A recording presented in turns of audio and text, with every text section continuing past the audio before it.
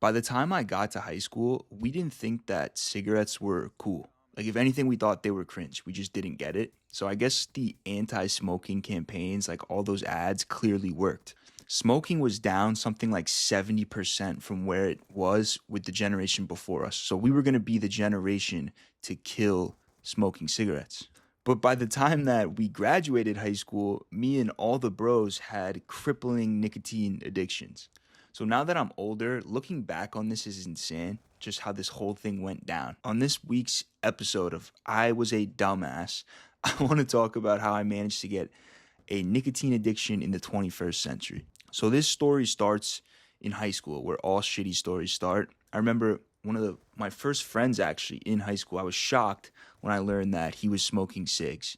It wasn't cool. Again, like I felt bad for him. And even today, I don't think it's cool. And what the kids think is cool holds a lot more weight than I think a lot of people realize. Back in the day, cigs were clearly cool, like on some Don Draper shit. But we were just too aware of all the negative health risks. But what I had zero awareness of was how nicotine addiction worked and that nicotine could come in different forms. I would sound like a lot less of a dumbass if I could just be like, oh, like I was a victim. I was a victim to the Juul marketing campaign. I was targeted by ads as a kid. And that's what introduced me to this almost lifelong burden that would be a serious nicotine addiction. But unfortunately, that just wasn't the case. My relationship with nicotine started even before they dropped the holy grail of a device called the Juul. So my first experience, I was probably like 15. I was on the baseball team. All the older kids would always be dipping. It was just part of, and it still is part of the culture of baseball. It's chewing tobacco. And, as a freshman in high school, you think that the kids that are 2 years older than you are like the coolest kids in the world. We didn't give a shit about influencers or wanting to be influencers. We wanted to be the kids that were 2 years older than us. It's crazy, again, the things that a kid will do to try to be cool and, the power that something holds when kids think it's cool, right? But yeah, so here I was as a New York City kid packing lips of Copenhagen Southern Blend like I'm from the South or some shit. But this is where I got my first nicotine buzz, that head spinning, lightheaded feeling. All of a sudden I'm trying all the different flavors and shit. And this is as a 15-year-old. So like these could have been Jolly Rancher flavors for all that I cared. I was just like so into it. And I'm not trying to sound like a victim here, right? I'm just painting a picture. Because looking back, this was a performative ass nicotine addiction. Like I liked the culture around it. I liked the idea of it. I liked how it made me look cool when I was playing baseball, but this was some chicken shit. It wasn't until the next year, we're sitting in the locker room at lunch, which is, up until that point where everyone would go to dip. And this kid walks in, he's like, yo, you guys gotta try this shit. It's called a Juul. And up until this point, we had tried all these little weak ass vapes, that those little hookah pens or whatever. But vaping, if we thought that cigs were cringe, vaping was like downright sus. Okay, talk about what kids think is cool. Vaping was the opposite side of the spectrum at this point. This is like 2015, 16. So the kid in the locker room vaping would have like a big box mod. He comes in, he starts filling up his big ass vape with juice. It was just a bad look at that point. But this was different. I still remember my first rip. It just punched through my lungs. And just a few days later, my little Skull or Copenhagen, whatever dip that I had been previously, quote, addicted to, was nasty to me. Me and the bros, it was like we were hypnotized by the Juul. We didn't see it as a vape. It was bigger than that. It was like this cultural device. And it swept through New York like a fire, dude. Like in about a month, it went from like when we wanted Juul pods, we would go into a deli, you asked for them, they didn't even know what it was. You had to like point it out to them that they even had it in stock. And then it got to this point where all of a sudden there's these Juul signs on every single window of every deli. It was like if you had a Juul, you knew ball, and we all knew ball. And during this time, parents, teachers, nobody had any clue what it was. Like we were charging them in class. Shit, we were ripping them in class. One time I was in the locker room and the dean of students of my school walks in, just caught me red-handed, just whomping my shit. And keep in mind, pause, that sounded crazy, but keep in mind, I'm at a school where if you get caught smoking anything, it's clipped for you. You got into serious trouble. But he had no idea. This old ass dude probably thought it was like cataracts or something. He walked right past me. He was like, "Hey, Paul." So before the Jewel hit the news, it was the stealthiest device ever created. One of the OG flavors was creme brulee, and I had a graveyard of these creme brulee pods in my backpack. And I'll never forget, just a teacher was walking behind me, and they're like, "Why do I keep smelling maple syrup? Like, why is this whole school smell like maple syrup?" So nobody knew what it was. And then Jewel started dropping more flavors. It was the best word again to describe it. It's like it was a cultural thing. Like in New York, at one point, they literally started doing Jewel flavor testing events. So we could go into smoke shops, like we all had our little fake IDs, obviously, and we could just be testing Jewel's new flavors for free. Like I wish I could make this shit up, to be honest. We'd be like, "Oh, like this cucumber flavor is delicious. I really like this." Like, and then they drop the mango Jewel pod, and this, look, this will sound crazy, but that flavor, personally for me, is when something changed. Like this is where this shit got very real. This is where this became a serious addiction. And I'll return to this in a little, but at this point, it's like, holy shit, now I'm going through a pod a day, which, if you guys don't know, is nicotine wise the equivalent to a pack of cigarettes a day. At this point, I'm going to bed with it in my hand. I'm waking up in the morning. First thing I'm doing is ripping it. At this point, my wallet has a permanent jewel dent, like indented in it, which now looking back was insanely symbolic because all of a sudden, all this money's starting to go towards it. And, I'm a little bit older now, so I had a job and I had the money to really be a fiend. So it was getting real now, but I still loved it. And we all did. Like, it was still this cultural thing.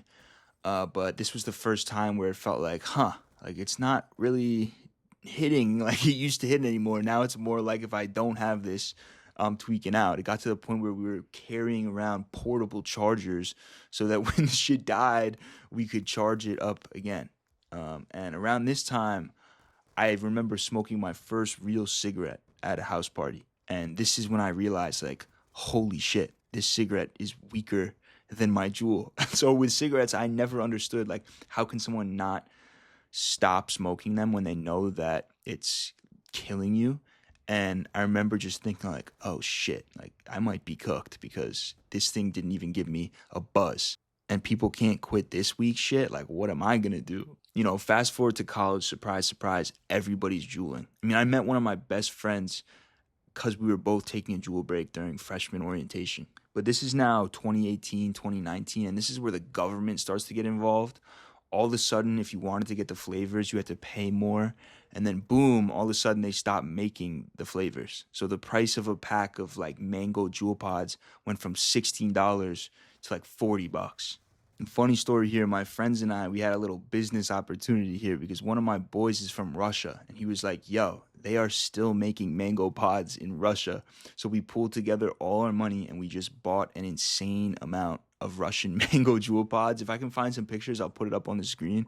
We were selling them for like 35 to $45 a pack, and they were only costing us $15. So it was pretty nuts margins for a product that markets itself. So you would think that we ran up a huge bag doing this, but no, we didn't because we were all addicted. So we ended up just slowly smoking the supply. But that kind of shows you how addicted we were. So that was a short-lived business. Plus, Russia ended up stopping producing them as well.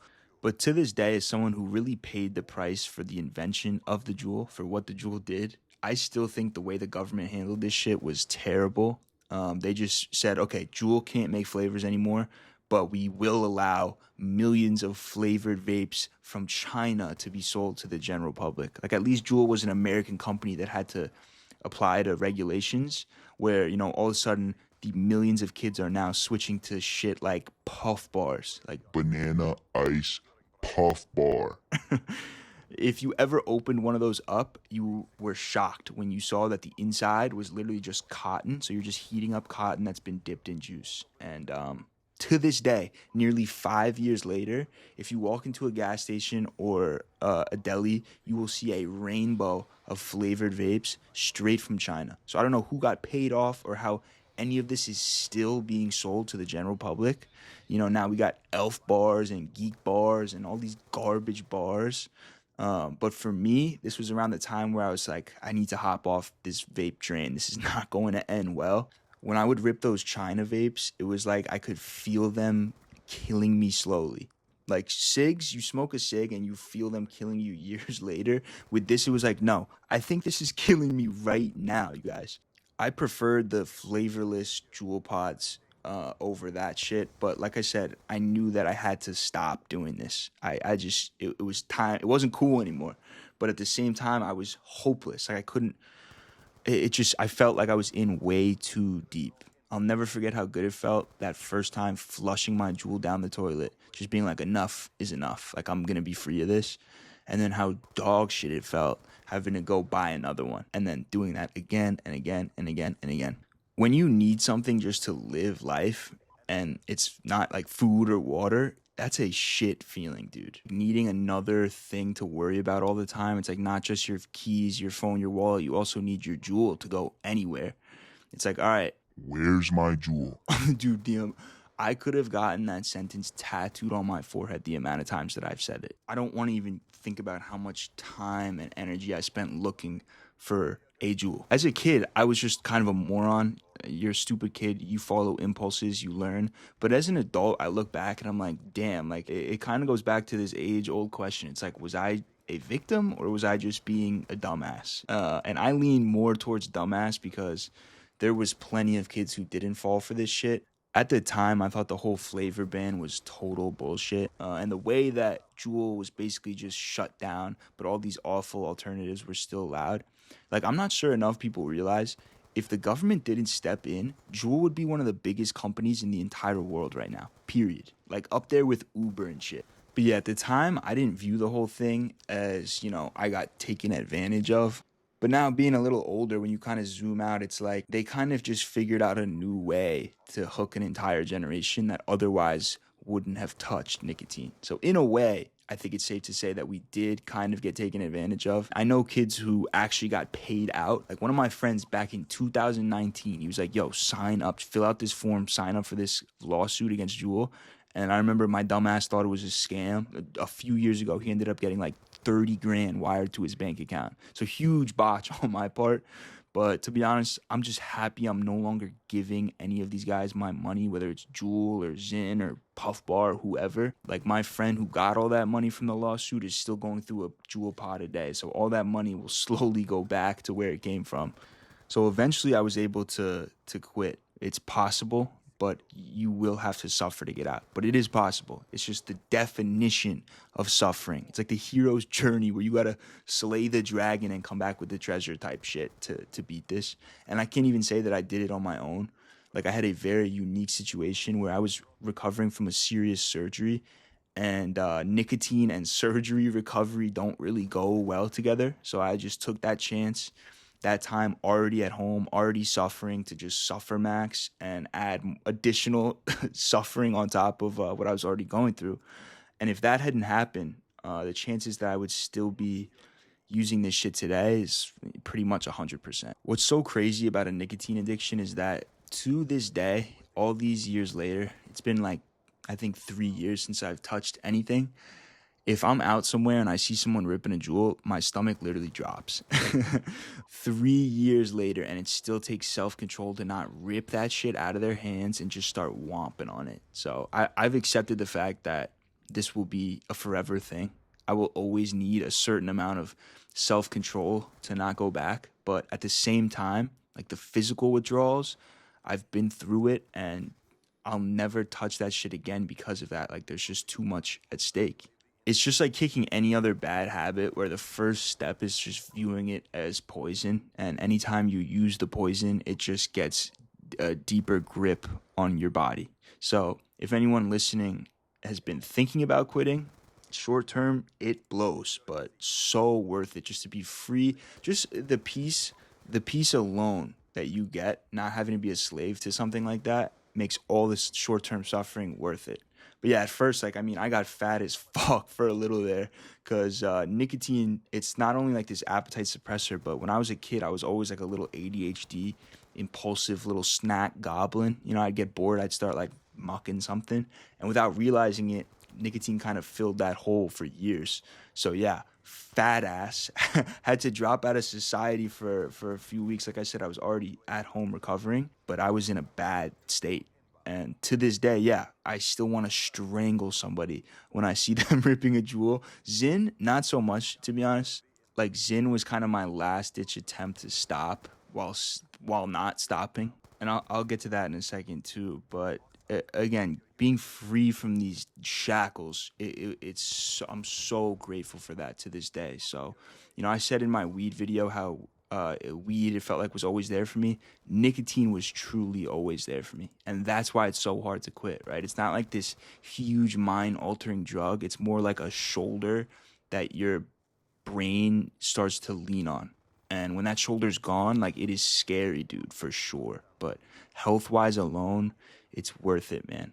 And like I said before, I had a bit of an easy out to stopping, but I do have some tips if any of you guys are trying to cut down or eventually quit. And, if not, that's fine. I got so much hate on my weed video. People were like straight up wishing death on me just for sharing my experience. If you don't want to quit, if you think it's beneficial for you, like that's your right, bro. I'm not like your dad or a cop or some shit. You don't need to justify your use in the comments. I just know that, a lot of people use this shit every day and need it to operate, but still want to quit. And I know that because that was me for years. Yeah, what helped me quit first was just realizing if I could stop, it would be the first time in almost a decade that I wasn't actively poisoning my body anymore. Who knows what the long-term impact vaping will have on us? I'm hoping it's better than we think. I mean, right now my lungs feel pretty good, but who knows? It could be coated with mango, mint, banana ice, all that flavoring. I don't think smoking that is good for the human lung. And then Zins, again, I really overdid the Zyn thing when I was flushing my jewels down the toilet trying to quit those.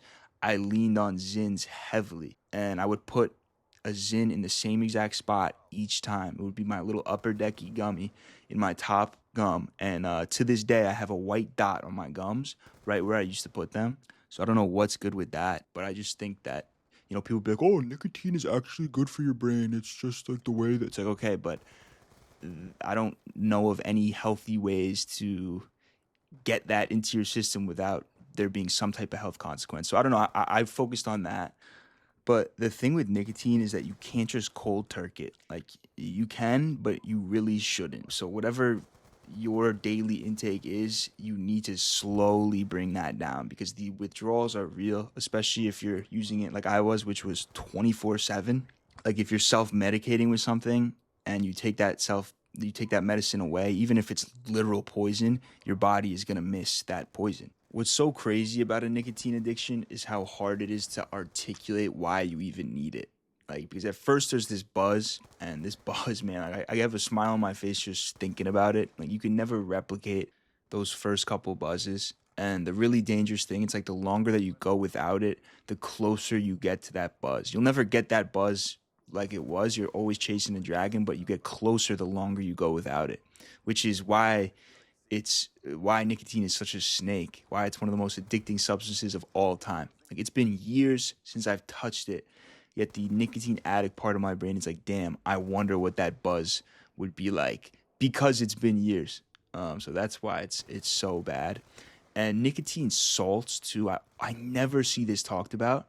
If you look up nicotine salts, Juul invented nicotine salts. Zyn uses nicotine salts. This isn't just regular nicotine. It's a concentrated version of it, and that's what we got addicted to. So, when you switch to a patch or like nicotine gum, I tried both of those. I was like, what the fuck is this shit? This sucks. And they'd be like, this is the highest dose that we have. I'd be like, it's not hitting.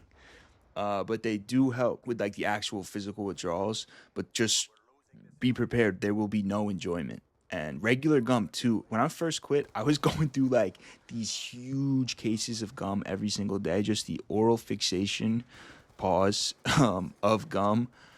It helps trick your brain. Like I said, it's hard, but it is so worth it just health wise alone. Like what you're doing to your subconscious when you're actively poisoning. It doesn't matter how good it feels when you're actively poisoning yourself with anything. Deep down, your subconscious, your brain, your body knows that you're self-harming. I look back at my mistakes, which there are plenty, a lot of which I've talked about on here, a lot of which I have not. But, even something like this, I wouldn't take it back because I had to learn these things firsthand. So all that suffering, that hopelessness, that money wasted, it's easy to Monday morning quarterback and just be like, how did I make those mistakes? How was I so dumb? But it's life, bro. Like, if you don't suffer in life, you can't appreciate those moments when you're not suffering. Everything led me to where I am today. So I would not touch the past. Addiction especially is really tough, like on the soul, because you're angry at yourself, you're disappointed, you're confused. It's like, why? It just makes everything worse. So if you're still dealing with this shit, just know, like, you're not alone. Like, a lot of people are dealing with this shit. Don't let it mess with your self-image. And if you try to quit, you relapse, like, that's okay. Just keep trying to be better. And I don't want to get too motivationally, but that's really how I feel. Let me know what you guys think. Thank you so much for watching, and I'll talk to you later. Peace.